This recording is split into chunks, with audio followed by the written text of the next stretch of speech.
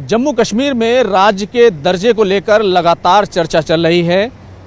जो राज्य सरकार है वो लगातार इस बात पर जोर दे रही है कि जम्मू कश्मीर को राज्य का दर्जा जल्द से जल्द वापस मिलना चाहिए और इस सिलसिले में अब सुप्रीम कोर्ट को भी लेटर लिखे जाने लगे हैं। मेरे साथ इसी सारे मुद्दे पर ज़्यादा बातचीत के लिए हैं रूट्स इन कश्मीर के प्रवक्ता अमित रैना जी। अमित जी, स्टेटहुड को लेकर सुप्रीम कोर्ट से जो है गुहार लगाई जा रही है, कहा जा रहा है कि जल्द से जल्द जो है स्टेटहुड मिलना चाहिए।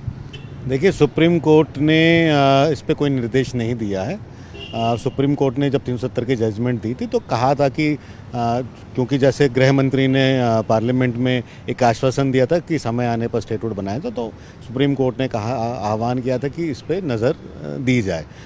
कोई डायरेक्शन क्लियर ऑर्डर नहीं है और मुझे लगता है ये प्रेरोगेटिव भी पार्लियामेंट ऑफ इंडिया और संसद का है और स्टेटहुड की मेरे हिसाब से तो कोई जल्दी नहीं होनी चाहिए क्योंकि सिक्योरिटी कंसर्न्स हैं, मेजर सिक्योरिटी कंसर्न है। अभी हम पहलगाम का वाक़या देख चुके हैं, अभी भी इन्फिल्ट्रेशंस हो रही हैं और अभी भी टर्मिनेशंस हो रही हैं एम्प्लॉयज़ की जिनके साठगांठ आतंकवादियों के साथ है।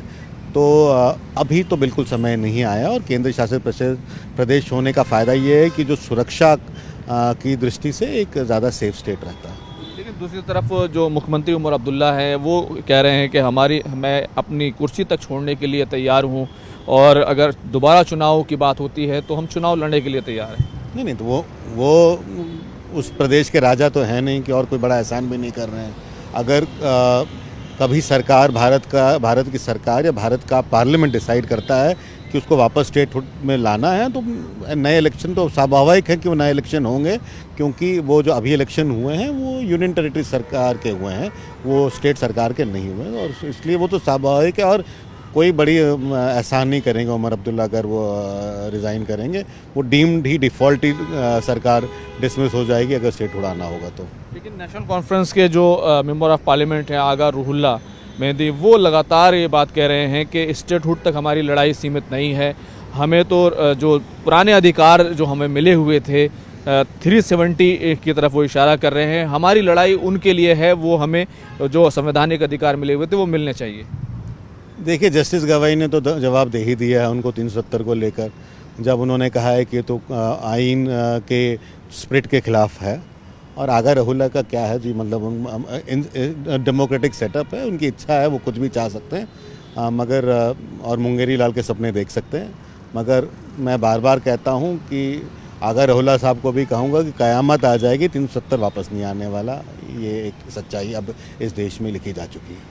लेकिन जो फारूक अब्दुल्ला है वो ये इस तरह का आरोप लगाते हैं कि जम्मू कश्मीर क्योंकि मुस्लिम बहुल स्टेट है इसलिए हमें जो है स्टेटहुड नहीं दिया जा रहा है, हमारे साथ जो है ये अन्याय किया जा रहा है।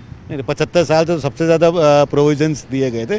देखिए, हमारा आइन सेकुलर है और उसमें ना हिंदू देखा जाता है ना मुसलमान देखा जाता है, उसमें एक भारतीय नागरिक देखा जाता है और भारतीय नागरिक के लिए जो भी उसके लिए बेहतर होगा वो आइन के हिसाब से इस देश की संसद करेगी।